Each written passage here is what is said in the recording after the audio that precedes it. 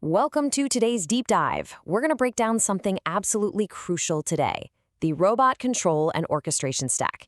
It's essentially your 5-layer blueprint for running a multi-robot operation smoothly and efficiently. Let's get right into it. So think about this for a second. Buying a single robot?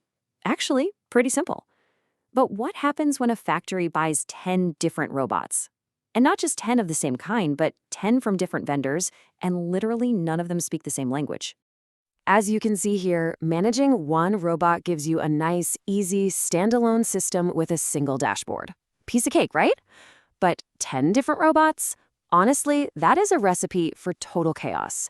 You're suddenly dealing with competing communication protocols, conflicting facility maps, and a massive operational bottleneck. Section 4. Enter the RCO stack, the blueprint for multi-robot operations. To make different machines act as one cohesive environment, we rely on 5 core layers: connect, map, control, orchestrate, and maintain. Let's break them down one by one. Layer 1, connect and interoperate. Listen, a robot that can't fit into a larger environment is a robot that just cannot scale. Luckily, the market is loudly demanding standard communication. We're seeing industry frameworks stepping up, like VDA 550 for central control, ISO 21423 for multi-vendor AMR communication, and mass robotics for basic information sharing. These are absolute game changers for ensuring true interoperability.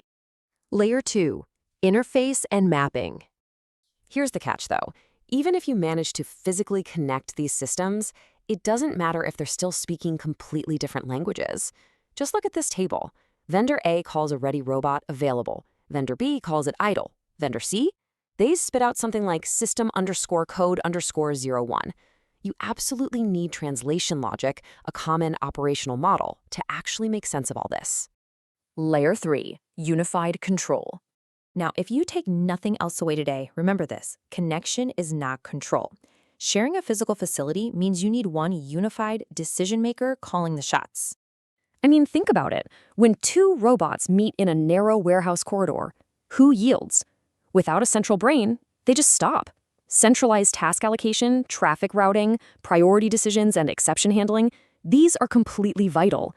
If a single robot fails, you need a system that ensures the rest of the operation keeps moving without skipping a beat. Layer 4, orchestrate the entire workflow. Because in the real world, a warehouse doesn't just operate with robots in a vacuum. Everything is connected. An order drops from your enterprise resource planning system, passes through your warehouse management system, moves down to an autonomous mobile robot, gets picked up by a robotic arm, and eventually reaches a human worker. It's one continuous, complex operational chain. And that leads to a crucial realization. The goal here is not simply to manage robots. The true goal is to coordinate work. Layer 5, maintenance and lifecycle. This one gets underestimated all the time. Industrial robots aren't just bought for a quick, flashy demo, they are multi-year investments. Just look at this timeline. Over a 7-year life cycle, sure, you integrate in year 1, but by year 3, you're actively monitoring and repairing. Year 5 brings mandatory firmware upgrades, and by year 7, you're replacing hardware entirely.